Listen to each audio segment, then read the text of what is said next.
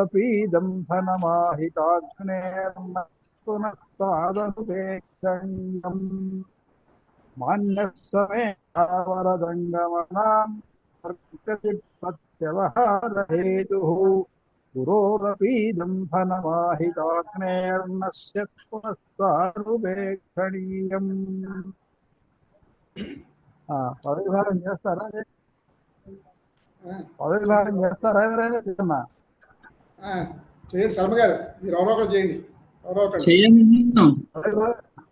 పదవి విభాగం నేను చేస్తాను. చేయండి, శ్లోకం చదివి చేయండి సార్. వరజంగమానాం వర్గస్థితి ప్రత్యవహార హేతుః గురోరపీదం ధనమాహితాగ్నేః నశ్యత్ పురస్తాదనుపేక్షణీయం మాన్యః సమే స్థావరజంగమానాం సర్గస్థితి ప్రత్యవహార హేతుః గురోరపీదం ధనమాహితాగ్నేః నశ్యత్ పురస్తాత్ అనుపేక్షణీయం మాన్యః సహ మే స్థావర జంగమానాం సర్గస్థితి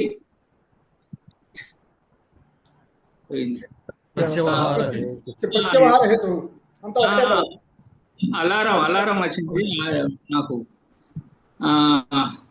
సర్గస్థితి ప్రత్యవహార హేతు, ఇదంతా ఒకటే పదం. గురోః అపి ఇదం ధనం ఆహితాగ్నేః నశ్యత్ పురస్తాత్ అనుపేక్షణీయం. శైలజ గారు, గొంతు బాగుందా మీది? మీ గొంతు బాగుంటే మీరు భక్తులు చెప్పండి. ఎవరు? శైలజ గారు చెప్తారు. నేను ప్రయత్నం చేయను అంటున్నా. చేయండి, ఎవరైనా చేయొచ్చు. చెప్తున్నాను. మాన్యః అకారాంత పుల్లింగ ప్రథమైక వచనం. మాన్యః మాన్యే మాన్యాః రామః రామౌ రామః రామే రామౌ రామాః, అంతే కదా. సహ ఆవాం సహ తౌతే అంతేనా? ఓకే. స్థావర జంగమానాం సప్తమి షష్ఠి జంగమః షష్ఠి బహువచనం. షష్ఠి ద్వివచనం.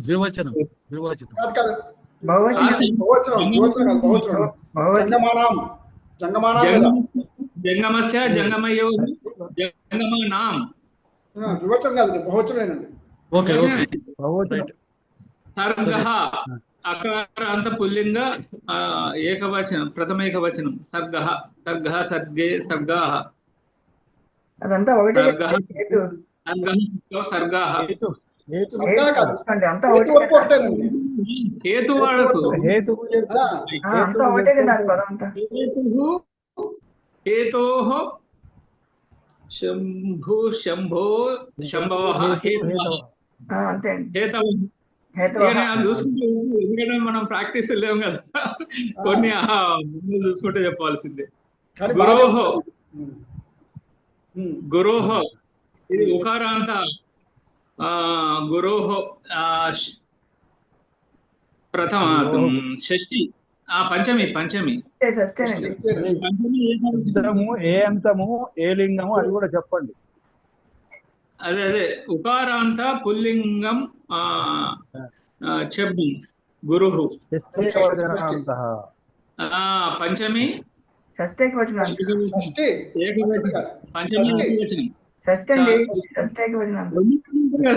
గురు ఇంగ్లీష్ లో ఉంటది. పంచమి షష్ఠి. ఓకే.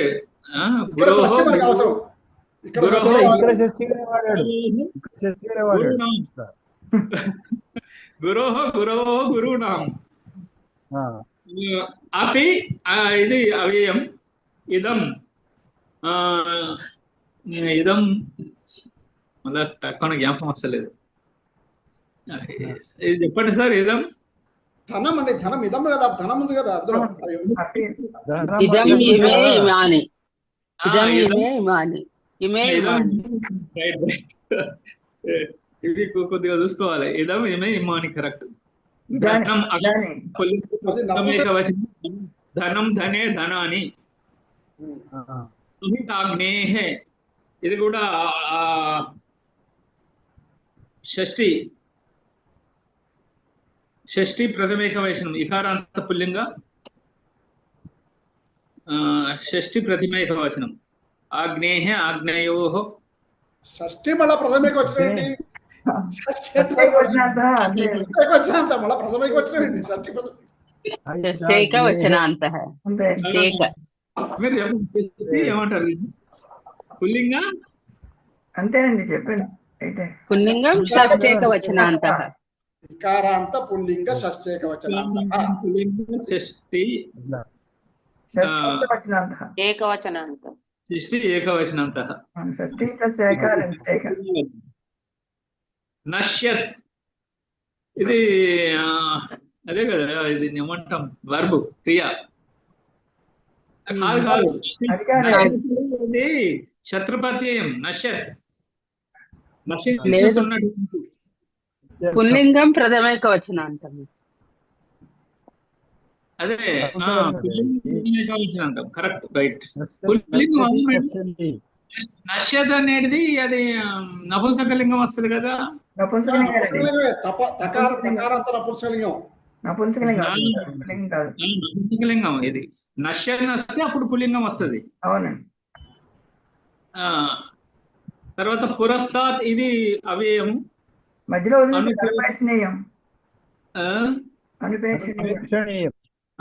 అనుపేక్షణీయం ఇది కూడా అకారాంత పుల్లింగ ప్రథమైక వచనం. అనుపేక్షణీయం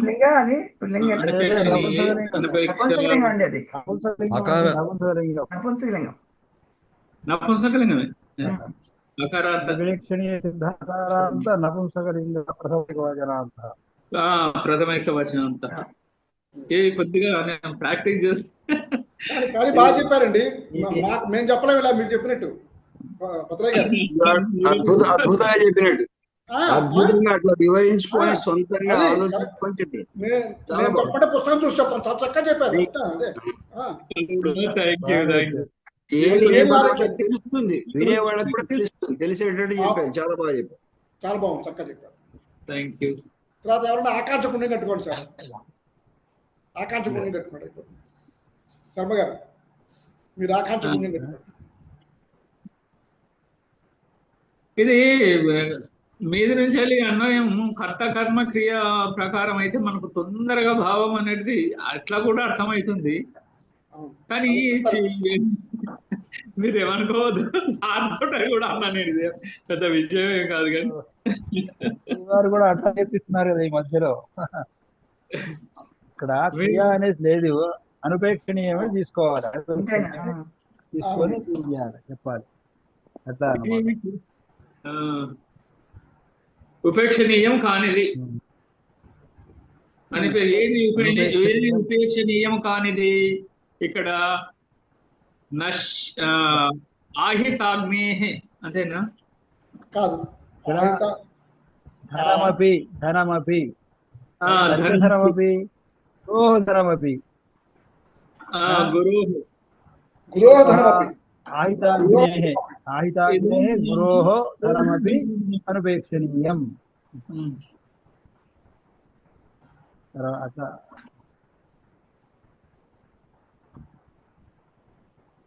అది ఎట్లా ఉండే అంటే నశ్యత్, ఇయం నశ్యత్, పురస్తాత్ నశ్యత్. మీరు మీద నుంచి చెప్పుకుంటారండి సార్, కన్నా మీద చెప్పుకుంటారండి ఒకసారి. చెప్పండి చెప్పండి. అది మీదికి ఎక్కినా కొద్ది ప్రశ్న వేసుకోవాలి. ప్రశ్న వేసుకున్న కూడా వస్తుంటది. గురువు ఎటువంటి వాడు? ఆహితాగ్నేహి. అది ఎట్లా ఉండే? నశ్యత్ అట్లా. ఎక్కడ ఉండే? పురస్తాత్ నశ్యత్, పురస్తాత్ అట్లా అట్లా అన్నమాట. అదే ఇక్కడ అది కూడా మాన్య అనేటువంటి మళ్ళీ ఆయనకు ఇది అనమాట. తొందరగా వశిష్ఠునికి వస్తలేదు. అది విశేషణం అట్లా. అది ఇక్కడ వరకు ఒక వాక్యం అండి. ఈ సెంటెన్స్ పురస్తాత్ నశ్యత్ ఇదం ఆహితాగ్నే గృహ అన్నది అక్కడి నుంచి రెండో వాక్యం, దానిపైది మొదటి వాక్యం శివుడు గురించి చెప్పేది. అది పురస్తాత్ అన్వయ ప్రకారం చెప్పండి. నేను ఎట్లా సార్ లేడు, రకరకాల చర్చ చేద్దాం. లేవు ఉన్నదే కూడా ఉన్నాడు అనుకునే చెప్పాలి. అది ఉన్నారనుకునే చెప్పాలి, అది గురువు గారు ఉండాలనుకునే మనం చెప్పాలి. పురస్తాత్ నశ్యత్ ఇదం గురోః ధనమపి అనుపేక్షణీయం.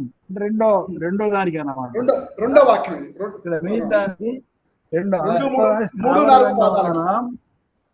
సర్గస్థితి ప్రత్యవహార హేతు సహ మే మాన్య. అట్లా ఈ రెండు ఒక సెంటెన్స్, ఒక సెంటెన్స్ అంటారు. మాన్య సహ మే స్థావర జంగమానాం సర్గస్థితి ప్రత్యవహార సహ మాన్యః.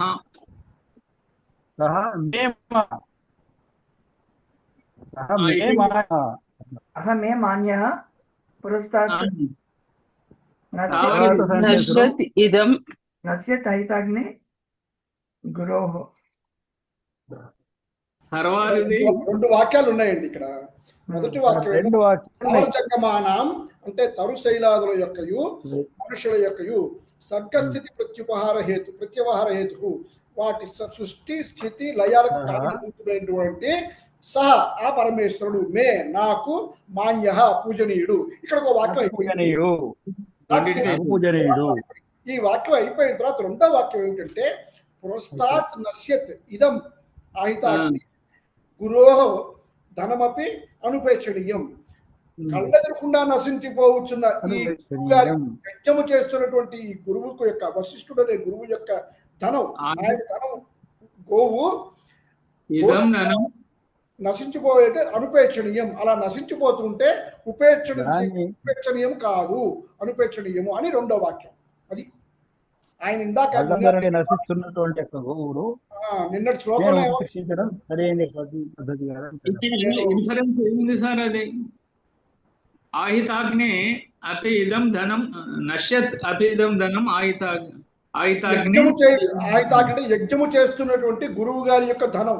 అది ఆ యజ్ఞానికి ఉపయోగపడుతుంది. అది ఆ గోవు యజ్ఞానికి అవసరమైన పాలు అవన్నీ ఇచ్చి ఆ దేను ఆయనకి హోమం చేయడానికి వాటన్నిటికీ పైకి వచ్చేటువంటి సమగ్రత ఇస్తున్నారు దేను. కాబట్టి ఆయన ధనమైనటువంటి దేను నశించిపోతుంటే అనుపేక్షణీయము, ఉపేక్షించకూడదు. నేను అందుకని నాకు శక్తి లేకపోయినా సరే నేను ఏదైనా చెయ్యాలి అనేటువంటి ఆయన భావం. నిన్న చెప్పిన ఉపేక్షించడం సరైన పద్ధతి కాదని చెప్తాడు. నిన్న చెప్పున్న శ్లోకానికి కళ్ళ ముందరనే అర్థమైంది. కళ్ళ ముందరనే అది నశిస్తుంటే ఆ ఆహితాగ్య అయినటువంటి యొక్క నా గురువు యొక్క తేను కళ్ళ ముందర నశిస్తుంటే నేను ఉపేక్షించడం సరైన పద్ధతి కాదని చెప్తున్నాడు అన్నమాట. గురువు యొక్క అట్లా అన్నమాట. అనేటువంటి దాంట్లో సూచింపబడుతున్నది. అది రోజు నిత్యం కూడా హోమం చేసేటప్పుడు, యజ్ఞం చేసేటప్పుడు అది ఉపయోగపడేది అన్నమాట. అందుకోసం అటువంటిగా నేను ఉపేక్షించే బాగుండదని చెప్తున్నాను. ఇక్కడ మొదటి వాక్యానికి ఎలా చెప్తారు అర్థం గురుగారు? అంటే అది శివుని వల్ల కలిగిందన్నమాట. శివుడు చాలా గొప్పవాడు, సృష్టిలయాలకు అదైతే ఉన్నదో కారణభూతులైనటువంటి వాడు. ఆయన అంటే నేను చాలా గౌరవిస్తాను. నువ్వు ఏదైతే ఉన్నదో ఎదురుగా వచ్చింది, నువ్వు ఆహారం తీసుకోమని శివుడు ఆజ్ఞాపించాడు నీకు. అది కరెక్టే, ఆయన గొప్ప, గౌరవిస్తాను. కానీ నా ముందరనే ఏదైతే ఉన్నదో ఆహితాగ్ని అయినటువంటి యొక్క నా గురువు యొక్క దేనును దేవిట నశిస్తుంటే చూసుకుని ఉపేక్షించలేను కదా నేను అని అంటున్నాడు అన్నమాట. మీరు అడిగిన దానికి సమాధానం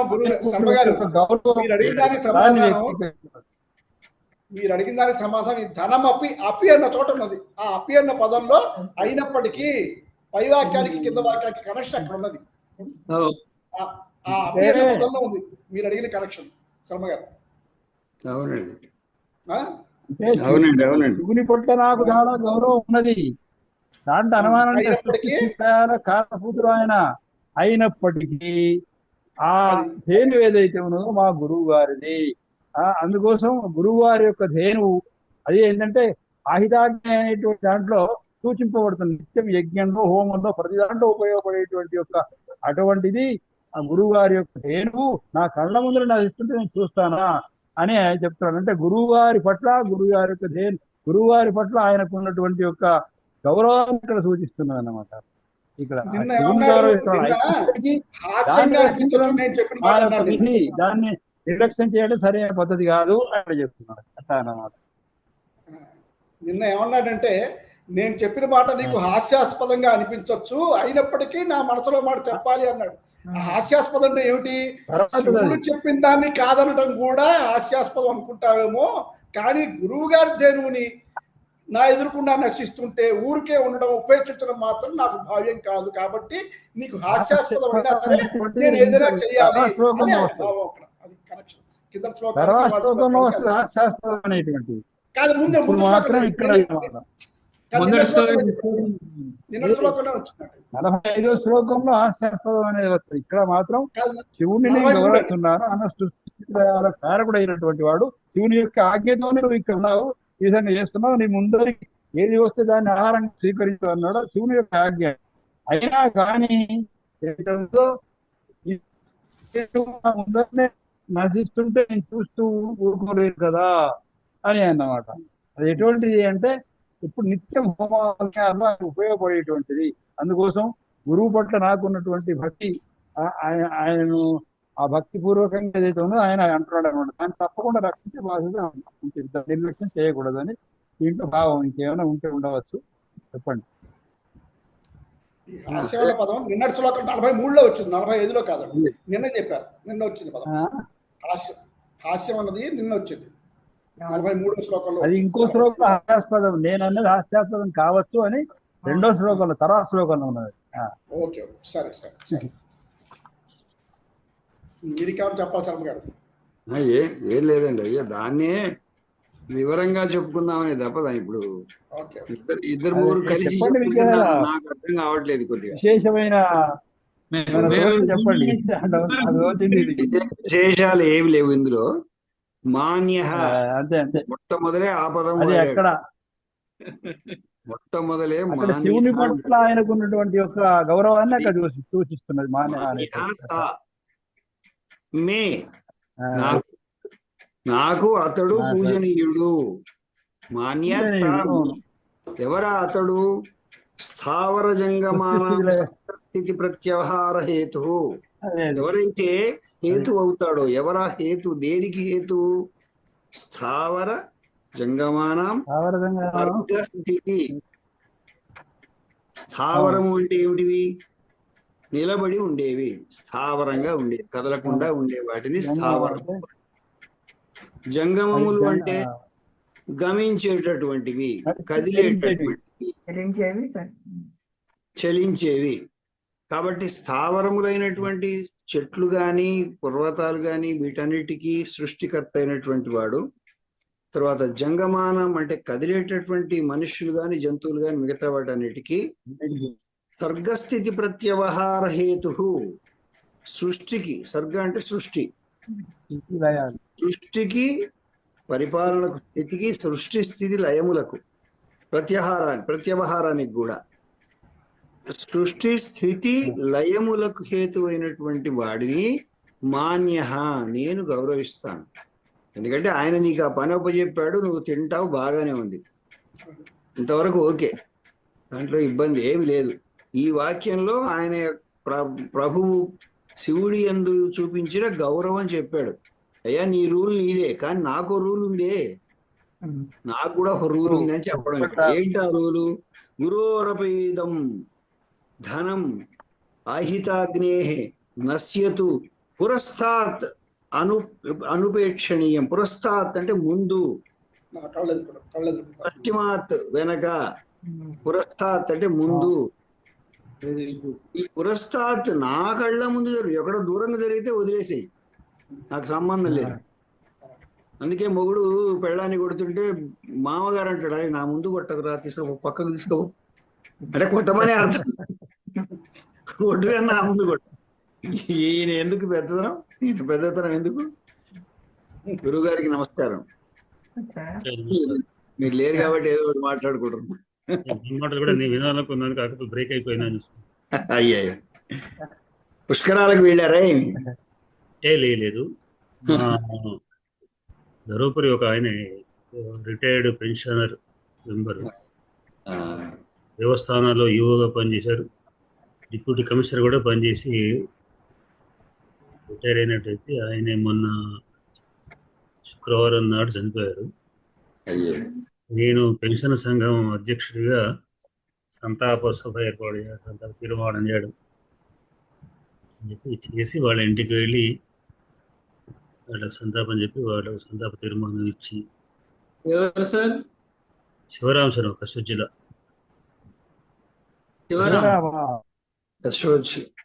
కసూర్ జిల్లా శివరాం. కరీంనగర్ లో హనుమాన్ గుడికి వచ్చేసిందా? అయ్యో చిన్నవాడు.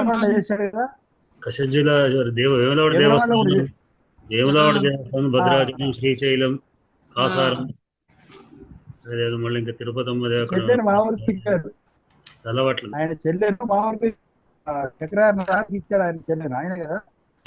చక్రగా నరహరి గారికి వాడు అదే మా ఊరికి చెప్పారు. ఆమె కార్తీక మాసంలో బట్టగాలు చెప్పింది. ఇక్కడక్కడ దాదాపుగా తెలంగాణలో, ఆంధ్రాలో కూడా బాగా ఆయన పెద్ద ఆయన ధర్మపురం కూడా యువగా పనిచేశారు. అంతకుముందు వేములవాడ దేవస్థానం assistant commissioner, deputy commissioner, joint commissioner కూడా చేసి ఎండోమెంట్ కమిషన్. ఎందుకంటే అక్కడ ఎంతసేపు అవుతుందో తెలియదని మెసేజ్ పెట్టాను వాటిపల్లి వారికి. చూశాను సార్, చూశాను. శ్లోకం కూడా చర్చించారు. నడిపిస్తున్నారా? సంతోషం. శ్లోకం డిస్కస్ చేశాం గురుగారు. ఇప్పుడు శ్లోకం చర్చించాం. ఇప్పుడు మీ అనుపస్థితిలో చర్చించాం శ్లోకం. సంతోషం. నేను రానా పెడితే ఎక్కడ ఆగిపోతారు ఎందుకంటే నేను చెప్పడం లేదు. కనీసం ఏం చెప్పడం కాకపోయినా ఏదైనా విషయం చర్చకు వస్తుంది.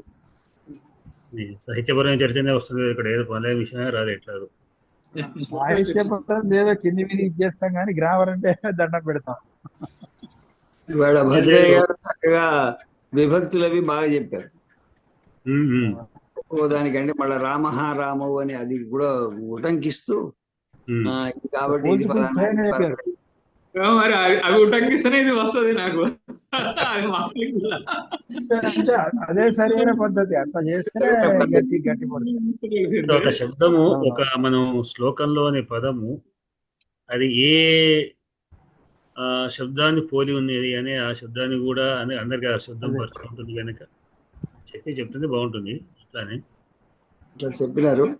బాగా ఆయనకి బేసిక్ నాలెడ్జ్ బాగుంది సార్ వారికి. అంటే ఆయన ఏదో పుస్తకం చూసే ఆయనకి హీ హాస్ బేసిక్స్ ఆయనకి తెలుసు. మన భద్రయ్య గారికి ఆ పదం ఏమిటి అంటే పదం చూడకుండా ఆయన ఊహించి ఆలోచించి చెప్తున్నారు. షష్ట్య లేకపోతే అకారంత్వ, తకారంత్వ, పుంసలింగం, పుల్లింగం రకరకాల ఆలోచించి ఆయన కరెక్ట్ గా చెప్తున్నారు. పైగా అంటే తప్పులు కూడా సరి చేసుకోవడం కూడా కాదు అందులో. ఆయన చాలా చక్కగా చెప్పుకొచ్చారు. ఈ సమూహంలో పదాలు విభజన చేసేది చక్కగా చేస్తున్నారు ఈ సమూహం. బేసిక్ గా ఓరియంటల్ స్టూడెంట్ అయినా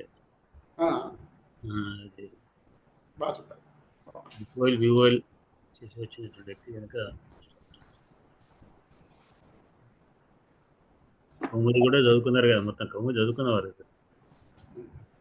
ఒకటి నేను సంస్కృతం చదువుకోకపోవడం అనేది అట్లా సంస్కృతం చదువుకుంటే అది వేరే ఉంటుందేమో కానీ తెలుగు వచ్చావు కాబట్టి కొద్దిగానే సంస్కృతం కొద్దిగానే టచ్. పదాల మీద కమాండింగ్ ఉన్నది కానీ సంస్కృత భాష మీద లేదు. భద్రయ్య గారు అవధానం కూడా చేశారు. అవును చేశాను. శాతవాహన యూనివర్సిటీ వాళ్ళు నిర్వహింపేశారు. ఇస్తారా కదా ఇది కదా? రెండు చేశాను. శుభప్రదంలో ఒకటి చేశాను. శాతవాహన యూనివర్సిటీ. శాతవాహన యూనివర్సిటీలో మొదటి చేశాను. దాని తర్వాత కరెక్ట్ 1 నెలకు మళ్ళా శుభప్రదం తిరుపతి వాళ్ళ దానిలో చేశాను. ఫస్ట్ దానికి దాసం సేనాపతి సంచాలకులు ఉన్నారు. రెండవ దానికి నేను ఆ సమయానికి అక్కడికి వచ్చాను, కానీ నాకు ఆ క్లాస్ అక్కడ నిర్వహిస్తుండో తెలియదు. నేను వేరే పనిలో ఉండిపోయిన తర్వాత వచ్చేసరికి ఇప్పుడే బద్రీ గారు అయ్యో నేను తెలియదని సరే అప్పుడే అయిపోయి మీరు బయటకు వస్తున్నారు ఉన్నాను అప్పుడు ఆ టైంలో. నేను ఏదో అవధానం చేసండి 14-15 ఆ టైంలో. బహుశా 15లో కావచ్చు, 14-15. ఏమన్నా గుర్తుంటే పోస్ట్ చేయండి మీ అవధానంలో పూర్ణంలో కానీ. నాకు ఆ గుర్తు లేకనే మళ్ళీ చేస్తేనే ఎప్పటికప్పుడే.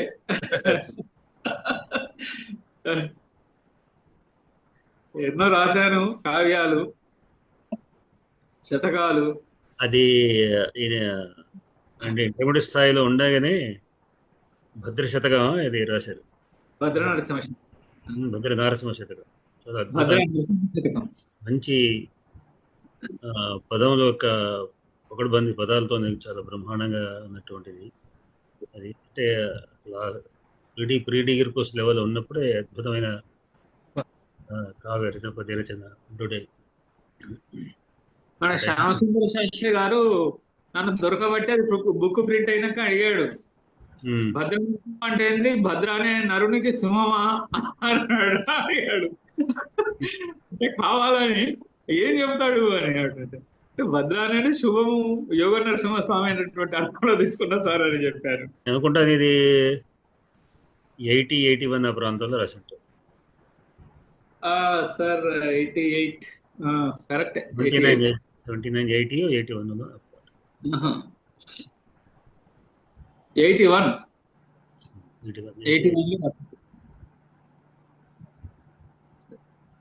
ఎంత వారం రోజుల్లో రోజు లక్ష్యం పెట్టుకొని రాశాను నేను. మా నాన్నగారు చూపించావు శతకాన్ని. 12 రోజు 12 రాయాలి. కరెక్ట్ వారం రోజుల రాశాను. దాదాపుగా 100-120 రాసేసి, కానీ ఇది రాసిన అంతే ఎక్కువ రోజులు నన్ను అనువాదం చేసిన నీతి శాస్త్రాన్ని కూడా అనువాదం చేశాను. అది కూడా వారం రోజులు, 10 రోజులు ఎక్కువ టైం తీసుకోలేదు. నాకు అది మంచి భద్ర నరసింహ శతకం మంచి పేరు వచ్చింది, బాగుంది అన్నారు చాలా మంది కూడా. చాలా మంచి సమీక్షలు వచ్చినాయి. తర్వాత గేయ నాటికల మీద కూడా బాగా వచ్చినాయి. చాలా పెద్ద పెద్ద వాళ్ళు దాని మీద రాస్తారు గేయ నాటికల మీద. తర్వాత కవిత్వంలో ముందుకు ప్రచురించలేదు, ఓన్లీ రీసెర్చ్ మాత్రం వేశాను. అన్ని రాసిన తర్వాత ఇంకా లేనిదే ఉంది, రాసేసారు కదా.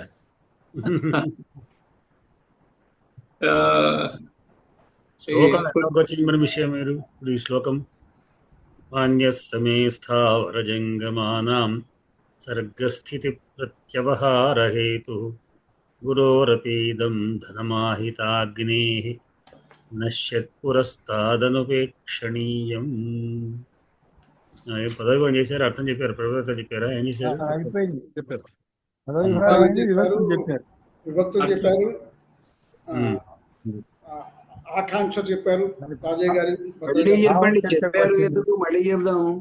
అక్కర్లేదు, గురువు గారి ముందు ఒకసారి అక్కర్లేదు. 2 నిమిషాలు తీసుకోవాలి, అందుకంటే ఎక్కువ తీసుకోదుగా. చెప్పారు అని ఎంతసేపట్లో చెప్పొచ్చు. సరే, అన్వయక్రమం చెప్తాను. గురువు గారి వ్యాకరణ పాఠం ఆగిపోతుందేమో అని గురువు గారు ఆలోచన. ఏమో రెండవ స్టేషన్ ఉంది, రెండవ స్టేషన్.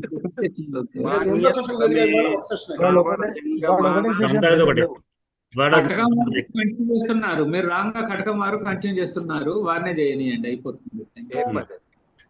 సర్గస్థితి ప్రత్యవహార హేతు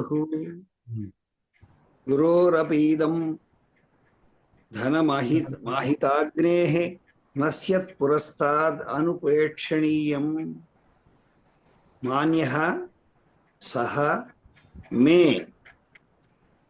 స్థావర జంగమానాం సర్గ హితి ప్రత్యవహార హేతు మాన్యః సహ మే. ఇక్కడికి ఒక వాక్యం పూర్తయింది. గురోహో అపి ఇదం, గురోరపి ఇదం ధనం. ఇక్కడ ధనం అంటే ద్రవ్యము అనేది కాదు, ఎందుకంటే ద్రవ్యం అనేది రోజు రోజుకు ఒక్కో తీరుగా మారిపోతూ ఉంటుంది. ఇవాళ కరెన్సీ 2000 రూపాయల నోట్లు పోయినాయి, 1000 రూపాయల నోట్లు పోయినాయి, ఇంకో నోట్లు రావచ్చు, డాలర్లు పోయినాయి, తర్వాత ఇంకేదో మన పూర్వకాలంలో దీనార్లని ఉండేవి, వరహాలని ఉండేవి. కాబట్టి ధనం అనేటటువంటిది ఇక్కడ ఒక ద్రవ్య రూపంలో ఉన్నటువంటిది కాకుండా, అదే కాకుండా ఒకళ్ళకి సంబంధించిన వస్తువు అని అర్థం. ధనం దేనికి సంబంధించింది? ధనం ఆహితాగ్నేహే, ఇది ఒక యజ్ఞానికి సంబంధించినటువంటి వస్తువు.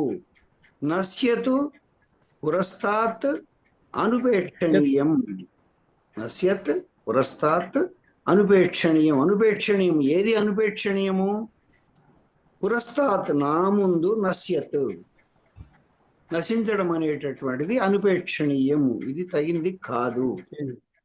ఇక్కడ 2 వాక్యాలుగా ఇవ్వబడినాయి. ఏది నశిస్తున్నది దాని అన్వయం చెప్పాలి మీరు. అది తర్వాత ఇదం మొదటి వాక్యంలోకి వెళదాం.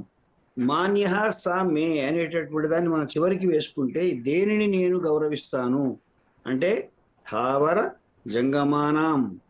స్థావర అంటే స్థిరంగా ఉండేటటువంటి తరువులు, చెట్లు, పర్వతాలు వగైరాలన్నీ స్థిరంగా ఉండే రాళ్ళు, రప్పలు ఏవి అవన్నీ కూడా. జంగమానాం అంటే గమించేటటువంటివి, చతుష్పాదులు, ద్విపాదులు, ఇవన్నీ కూడా జంగమం. కాబట్టి ఈ 2 రకాల వాటికి సర్గ స్థితి ప్రత్యవహార హేతు. సర్గ సృష్టి, స్థితి పరిపాలన, ప్రత్యవహారము దాన్ని చివరికి ముగింపు చేయడం కూడా, ఈ లయము చేయడం, ఈ వీటన్నిటికీ మూడిటికి హేతు అయినటువంటి వాడిని మాన్యః సా మే, నేను, నాకు గౌరవనీయము. మే నాకు, సహ అతడు, గౌరవనీయము. మాన్యః గౌరవనీయుడు, పూజనీయుడు అని అర్థం. అలాంటి నేను అతన్ని గౌరవిస్తాను. కానీ కండిషన్ ఏంటంటే ఇక్కడ గురోహో అపి ఇదం ధనం, గురువుకు సంబంధించినటువంటి ఈ ధనము ఆహితాగ్నేహే, యజ్ఞం కోసం ఉపయోగింపబడేటటువంటిది. కాబట్టి ఇదం ధనం ఆహితాగ్ని అయినటువంటి గురువు, గురువుకు విశేషణం ఆహితాగ్ని. ఆహితాగ్ని వశిష్ఠునికి సంబంధించింది. ఆహితాగ్ని అనేది వశిష్ఠుడు, నేను వస్తువు కనుకోడు అంటే నేను దానికి ఆహితాగ్నే, ఆహిత అంటే ఉంచబడినటువంటి అగ్నే, కార్యపత్య ఆవహనీయ దక్షిణాగ్నులు కలిగినటువంటి గురువు. రైట్. కాబట్టి ఎలాంటి గురువు ఆయన? ఎలాంటి గురువు అంటే ఆహితాగ్నేహే, అంటే గార్హపత్య ఆవహనీయ దక్షిణాగ్నులు కలిగినటువంటి వాడు అయినటువంటి గురువు. అంటే ఇక్కడ అగ్నులలో మన రకాలు చెప్పడం జరిగింది. రకరకాలైనటువంటి అగ్నులను అక్కడ మనం ఒక యజ్ఞంలో ఆవాహన చేస్తాం. అది గార్హపత్య అగ్ని అంటాం దాన్ని. అంటే ఒక గృహస్థు చేసేటటువంటి హోమము అని అర్థం. మళ్ళీ రకరకాలైనటువంటి హోమాలు ఉంటాయి కదా, అందులో ఇది గార్హపత్య అగ్ని అంటారు. ఇలాంటి అందుకే ఎందుకు గృహస్థు అంటే ఎందుకు అంటున్నాడు? ఇతను భార్య ఉంటుంది, ఆవులు ఉంటాయి, ఒక గృహస్థు ధర్మం కలిగినటువంటి వాడు ఆ ఆవు యొక్క పాలను రోజు పిండుతాడు, ఆ యజ్ఞానికి ఉపయోగించుకుంటుంటాడు రోజు. ఇక్కడ దీని ప్రత్యేకత అది. అందుకోసము నశ్యత్తు అనుపేక్షణీయం, ఇది నశించటం అనేటటువంటిది నా ముందర పురస్తాత్, నా కళ్ళ ముందే దాన్ని నశిస్తుంటే నేను చూడలేను. నువ్వు దేవుడి కావచ్చు, నువ్వు అన్నిటికీ సృష్టి స్థితి లయలకు ఆయన గొప్పవాడు కావచ్చు, ఆయనకు ఒక దండం.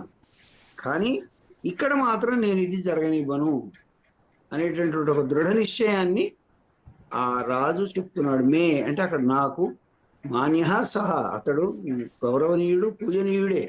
కానీ ఇక్కడ కండిషన్ ఏంటంటే గురోహ అపి ఇదం ధనం ఆహితాగ్నే, గురోహ ఆహితాగ్నే గురోహ అభి ఇదం ధనం నశ్యత్ పురస్తాత్ అన్వేషణీయం అనేటటువంటి విడివిడిగా పదాలతో అయితే నాకు అర్థమైంది. లేకపోతే అంతా కలిపితే నాకు అర్థం కావట్లేదు. కాబట్టి ఇట్లా విడివిడిగా చెప్పుకోవడం వల్ల నాకు తెలిసింది. అదే అర్థం మీద, పదాల అర్థం మీద మనకు వస్తే, ప్రభుత్వం వస్తే ఆటోమేటిక్ గా అవి అడ్జస్ట్ అవుతుంటది. అది నమస్కారాలు అయ్యా గురుగారు.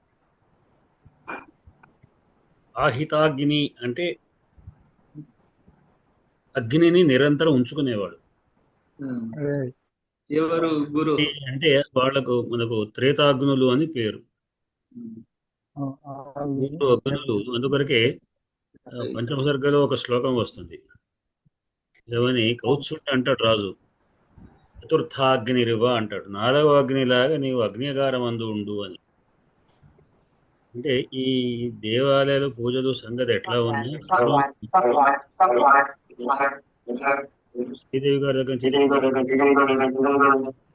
ఎక్కడి నుంచి వస్తాను శ్రీదేవి గారు? మన దగ్గర కూడా నిత్యాగ్నిహోత్రులు ఉంటారండి. వేరే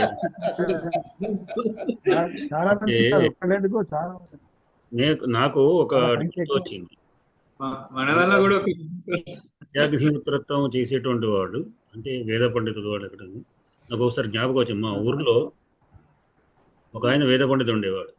అంటే ఆయన ఇక్కడ వాడు కాదు, ఆంధ్ర ప్రాంతం వచ్చినటువంటి ఆయన ఇక్కడ వేద పండితుగా పాఠశాల పిల్లలకి వేదం నేర్పుకొని ఉంచారు. ఆయన ఎక్కడికో ఊరికి వెళితే ఆయనకు ఢిల్లీ నుంచి ఒక లెటర్ వచ్చింది. ఆ ఢిల్లీ లెటర్ మా ఇంట్లో ఇచ్చిపోయారు కారటి. దాంట్లో ఏముందంటే, మీరు ఢిల్లీలో కూడా వేద పండిత సభ ఏర్పాటు చేయబడుతుంది, మీరు రావాలి, మొత్తం వేద పండితులు అందరికీ కూడా ఆహితాగ్ని వచ్చినటువంటి వారిని వాడు పరీక్షిస్తారు, మీ దగ్గర అగ్ని ఉందా లేదా అని. ఆ విషయం గుర్తుపెట్టుకోండి అని సూచించారు. అంటే అగ్నిని ఎప్పుడూ వెంబడి పెట్టుకొనే ఉండాలి వాళ్ళు. ఎక్కడికి పోయినా అగ్నిహోత్రం నిత్యం. త్రిదాగ్నులు 3 కాలాల్లో ఏంటి? దాక్షిణాత్యం, 3 పేర్లు ఆహ్వానీయం, దాక్షిణాత్యం, గార్హపత్యం. ఆహ్వానీయం, దాక్షిణాత్యం, గార్హస్పత్యం అనేటువంటి 3 అగ్నులు పూజించేవాళ్ళు. కనుక అగ్నిగారం అంటే పూజామందిరం అగ్నులు ఉండేవి. అందువరకు కౌత్సునికి ఏం చెప్పాడంటే, నీవు ఆ అగ్నిగారంలో 3-4 రోజులు చూడు, నీకు కావాల్సిన వస్తువులు నేను సేకరణ, నీ ధనాన్ని నేను ఇస్తాను అని ఆయన రఘుమహారాజు కౌత్సుడిని ఆయనకు గురుదక్షిణ కావాలంటే నీకు కావాల్సిన గురుదక్షిణ ఏర్పాటు చేయకుండా ఒక 2-3 రోజులకు సమయం అంతవరకు నీవు దాంట్లో ఉండేవాడు, అగ్నిగారంలో ఉండు, చతుర్థ అగ్నిరుగా అంటాడు. 4వ అగ్నిలాగా, 3 అగ్నులను 4వ అగ్నిలాగా ఉండు అని అంటారు. అట్లా ఆయన అటువంటి ఆహితాగ్ని అయినటువంటి మా గురువు గారి యొక్క ధనం అనే దానికి గోధనం కూడా, అంటే గో సంపద కూడా ధనం అని పేరు. ధనం అనే పదానికి గో సంపద అనే అర్థం మనకు దొరుకుతుంది. కనుక ఇది గోధనం. ధనం అంటే మనకు ధనం అగ్నిర్ధనం, వాయుర్ధనం, సూర్యోధనం, వసు ధనం, ఇంద్రో, దానికి మారుగా గోవులను కూడా వాడేవారు అనేది మనకు తెలుసు. ధనం అంటే ఐశ్వర్యం. అది ఏ రకంగా ఉండేది అనేటువంటిది అష్టైశ్వర్యాల్లో గోధనం కూడా ఒకటి. పుత్ర సంతానం, ఇళ్ళు, ఇవన్నీ ధనమే. సేవకులు. ఈ ధనం అనేటువంటి అంటే మనకు కేవలం రూపాయి బిళ్ళలో, నాణాలో, నోట్లో కాదు, అది ఒకటి అంతర్భాగంగా. దాంట్లో భూములు, పంట భూములు, ఇవన్నీ ధనాలే. గోధనం కూడా. కనుక ఇది గురువుగారి ధనం. ధనం అనే పదం స్పష్టంగా గోధనం అంటే అని కూడా అర్థం ఉంది. ఈ ధనాల్లో ఒకటైన సంగతి ఎట్లా ఉన్నా, మీరు ధనం అనేటువంటి దాన్ని మీ ఏదైనా డిక్షనరీలో కానీ లేకుండా ఆంధ్ర భారత కానీ దాంట్లో కానీ వెతికితే మీకు గో సంపద వస్తుంది, గోధనం అనే అర్థం వస్తుంది. కనుక ఇది గురుగారి ధనం. గురుగారి ధనం అంటే గురుగారికి గోవు అని అర్థం. ధనం అంటే గోవు. ఈ గురువుగారి గోవు గనక ఒకటి.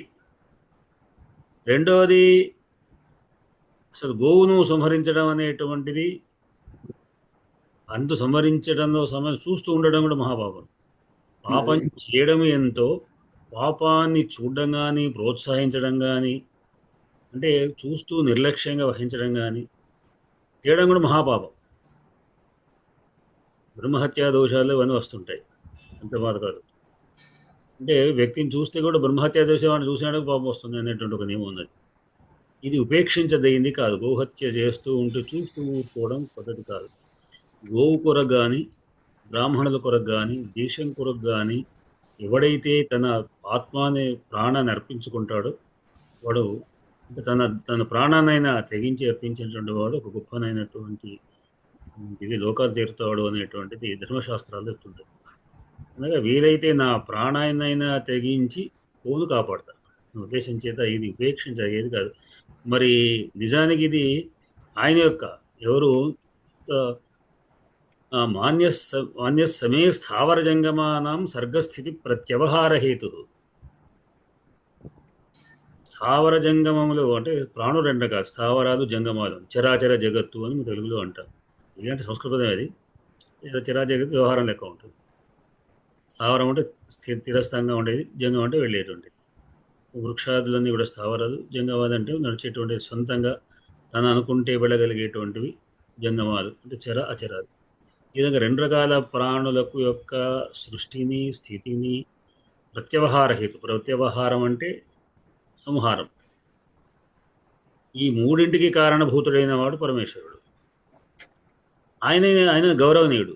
ఆయన మాట అంటే జవదగ్గి నువ్వు ఏమని చెప్పావు అంటే పరమేశ్వరునికి ఆజ్ఞ ప్రకారంగా నేను ఇక్కడ ఉంటాను, నాకు సమీపంలో ఏది వస్తే అది నాకు ఆహారం అని ఆయన యొక్క నియమం ప్రకారం చెప్పాము. నిజంగా ఆయన యొక్క ఆహారం యొక్క నియమం ఆయన ఆజ్ఞాపించాడంటే గౌరవించదగిందే. కానీ దాంతోపాటుగా గురుగారి యొక్క ధనాన్ని కూడా నువ్వు తీస్తున్నా అంటే నేను అది ఆ విధంగా చేయడం, ఈ ధనాన్ని గురించి సంహరింపజేయడం చూస్తూ నువ్వు ఉపేక్ష వహించడం పద్ధతి కాదు అని ముందు చెప్పబోయే శ్లోకంలో అందుకొరకు నేను ఏం చేస్తాను అనే విషయం చెప్తుంటాను. అందుకొరకు నేను భావిస్తే ఆ ప్రాణాన్ని అర్పించడానికి సిద్ధంగా ఉన్నాను అని. అనగా దానికి బదులుగా ఇంకా నీకు ఆహారం కావాలి తప్పిస్తే అదే కావాలని కాదు కదా, గోధనం అనే యొక్క గురువు యొక్క ధనమే కాదు కదా అనే విషయాన్ని చెప్పబోతుంది. ఇది ఈ గోహిను ఇది ఈ విధంగా నేను మాత్రం సహించలేను అన్నాడు. ఆయన అంటే గురువు అయినప్పటికీ కూడా, నేను భక్తి ఉన్నప్పటికీ కూడా, నేను మాన్య అంటే గౌరవించదగే విషయం అయినప్పటికీ కూడా దీన్ని ఉపేక్షించబడించడం కూడా సరైనది కాదు అనేటువంటి దాన్ని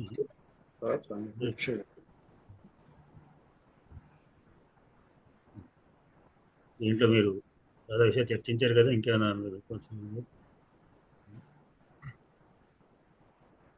దీంట్లో బంధువులు ఏమైనా ఉన్నాయా?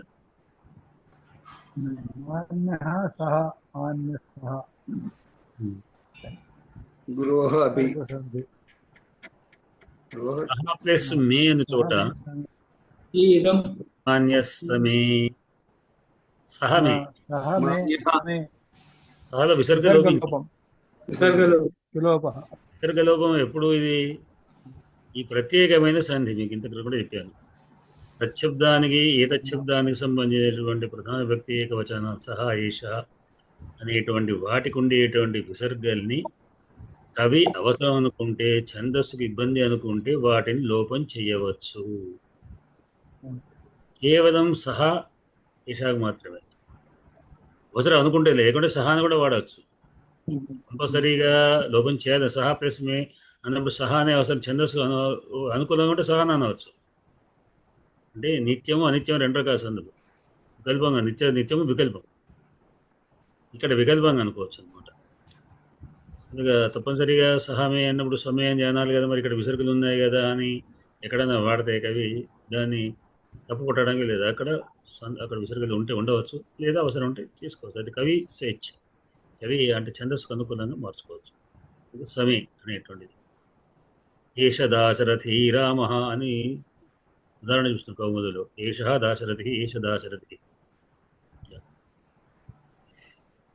తర్వాత గురోరపి అపి ప్లస్ ఇదం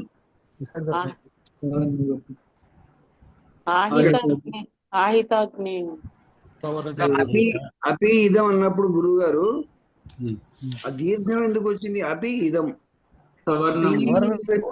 కదా సవర్ణం వల్ల ఉంది కదా. రామా ప్లేస రామాలయం, దేవా ప్లేస దేవాలయం. రెండు వికారాలు ఉన్నాయి. వికారానికి సవర్ణ దీర్ఘ సంధి. అహిత ప్లస్ ఇక్కడ కూడా సవర్ణ దీర్ఘమే. ప్రత్యవహార యణాదేశం. ప్రత్యవహార అన్నప్పుడు ప్రతి ప్లస్ అవహార. ఇక్కడ ఒకటి కూడా అది అవహార అవ అనేటువంటి ప్రతి అవా ప్లస్ పుని ధాతువు రెండింటి వల్ల ప్రతి ప్లస్ అవా ప్లస్ హార అనేటువంటి పునీకరణ ధాతుకు 2 ఉపసర్గలు ఉన్నాయి కదా. సంహారం అని అర్థం, వధ వస్తుంది. రూపేక్షణీయం, దానికి ఆ సంధి పేరు ఏదో నన్ను ఈక్షణీయం, ఉపేక్షణీయం, అనుపేక్షణీయం. ఈక్షణీయం సంధి పేరు గుర్తు రావట్లేదు. ఉపేక్షణీయం అయిపోయింది. ఉపేంద్ర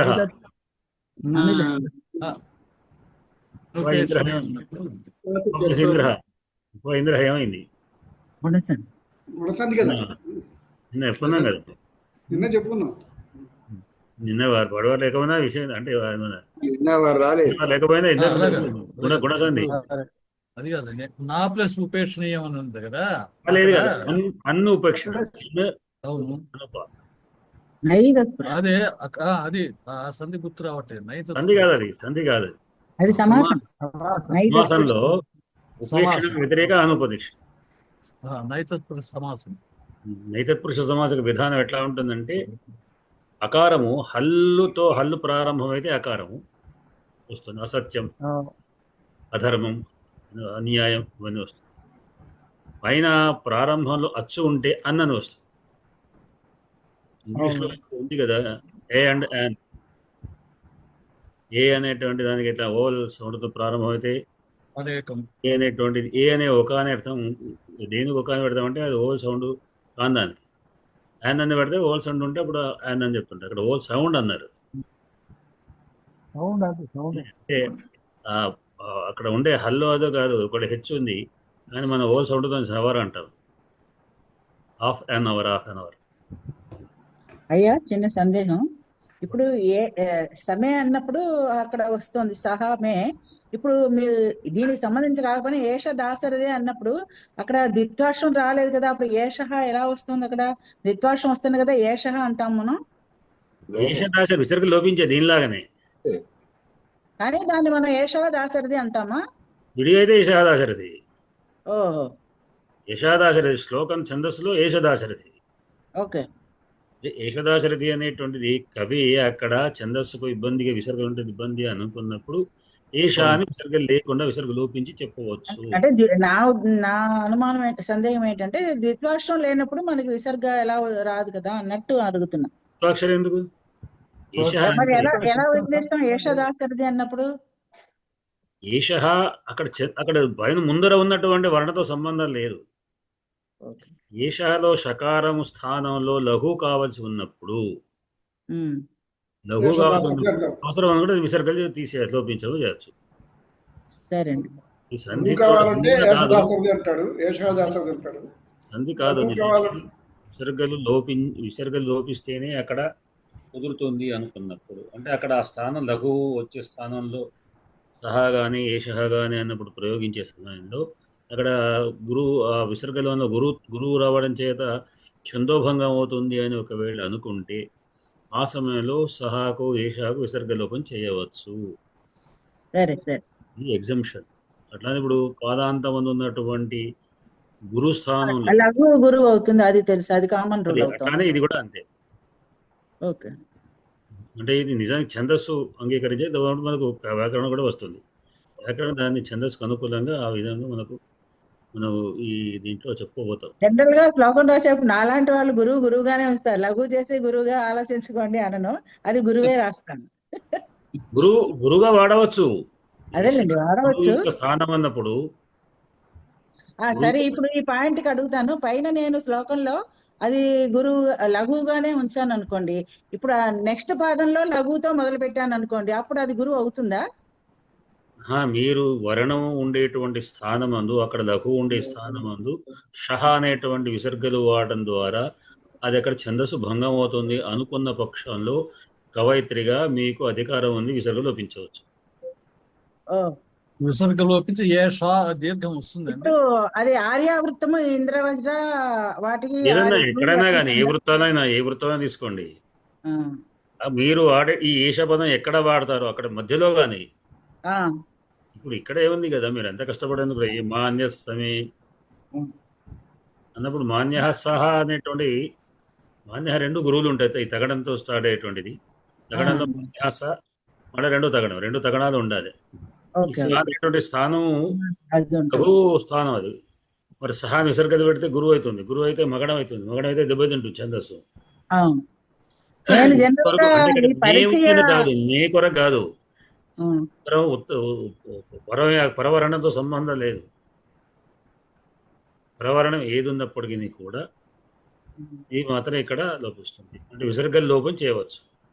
నేను జనరల్ గా ఈ పరిచయాలు వేదికలో ఎవరినైనా ఒక సభల్లో చెప్పాలనుకున్నప్పుడు ఆ అవకాశం నాకు వచ్చినప్పుడు పరిచయాల కోసం వాళ్ళకి సంస్కృత శ్లోకాలు రాసా చిన్న చిన్నవి. శ్లోకాలు రాసినప్పుడే శ్లోకాలు రాసినప్పుడే. అవును. శ్లోకం కాకుండా ఛందస్సు కాకుండా కాదు. ఆహాహా, అవే శ్లోకాలు, ఛందస్సు కాదు. ఆ రూల్ ఒకటి గుర్తుంది, అదే రాస్తా.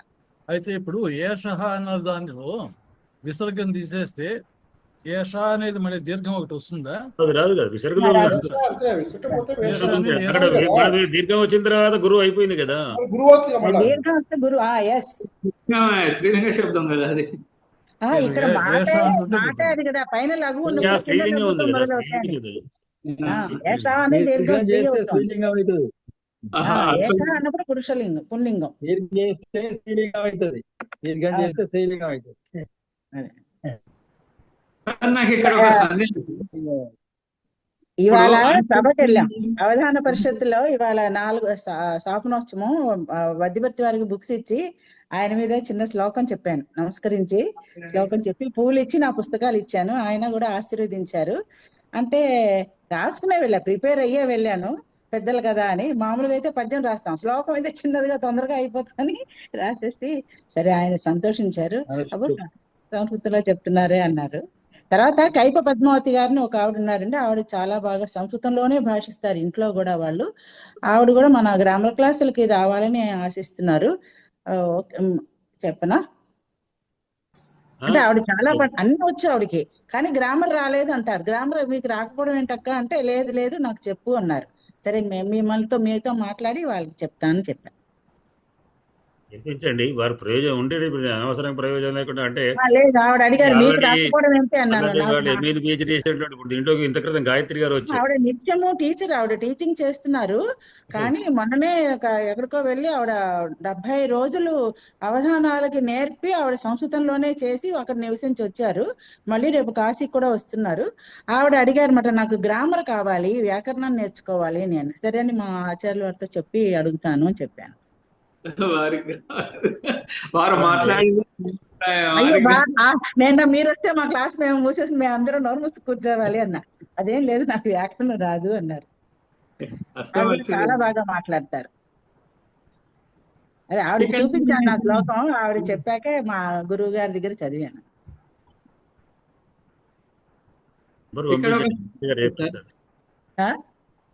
పంపించండి, శైలజ గారు చేర్పిస్తారు. చెప్తాను, నేను మళ్ళీ ఆవిడతో మాట్లాడి, రేపు పని ఉంది మాట్లాడి చెప్తాను.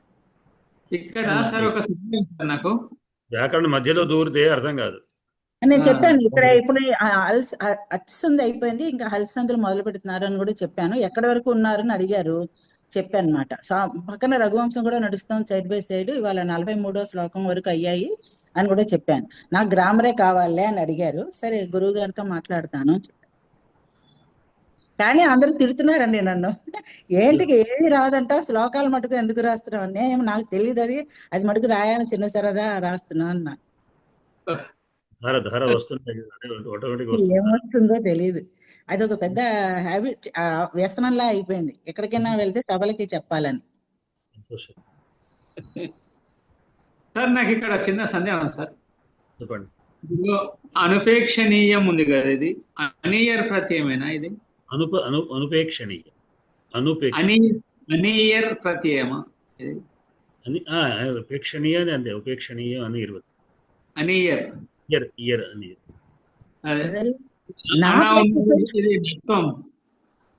నత్వం క్షవాల నత్వం వచ్చేసింది కదా. ఉపేక్షణీయ అవదా అది? ఆ, ఈ ఉపేక్షణీయంలో ఇయం ఓ కృతుకు అనేయర్ అనే ప్రత్యయం కృత్ప్రత్యయం ఉంది. కావలసినటువంటి లింగ్ లకారం యొక్క అర్థాన్ని ఇస్తుంది. ఓకే ఉపేక్షించదగినది. ఆ, అనుపేక్షణీయం అంటే ఉపేక్షించతగనట్టిది. అని ఉపేక్షణీయకు వ్యతిరేక అనుపేక్షణీయ. అనిపిస్తుంది. సరే, మరి మనకు సమయం కూడా అయిపోయింది. ఇవాళ లఘు సిద్ధాంతం లేదు. పర్వాలేదు, ఇదైనా కూడా ఇది ఇది మనకి ఉపయోగకరమైనటువంటి చర్చలండి. నాలాంటి దానికి, మిగిలిన వాళ్ళకి కాదు, నాలాంటి అజ్ఞానికి. అందరినీ కలిపిస్తే మిగిలిన వాళ్ళందరికీ భుజాలు. నదీ ప్రవాహంలో ఎవరు ఎంత పాత్ర వేసుకుంటే ఎంత పాత్రలో అన్ని వస్తూనే ఉంటాయి. అలా కాదు, మిగిలిన వాళ్ళు తెలిసిన వాళ్ళు, నేను అందరికీ ఉపయోగం అనడంలో అక్కడ శ్లేష ఇంకొకరికి మీరు కాదు, నేను కూడా చాలా నేర్చుకుంటున్నాను మీ పాటలతో పాటు. మేడం గారు మాట్లాడినంటే అందరూ అందులో కొట్టుకోపోవాల్సిందే, ఎవరు బయటకు రారు. అదే లేదు, ఏదో కొంచెం శ్లోకాలు రాయడం వల్ల మీ అంతటిది కాదు, మాట్లాడడం స్పీడ్ గా మాట్లాడతాను, ఫాస్ట్ గా అనేది నిజం అంతే.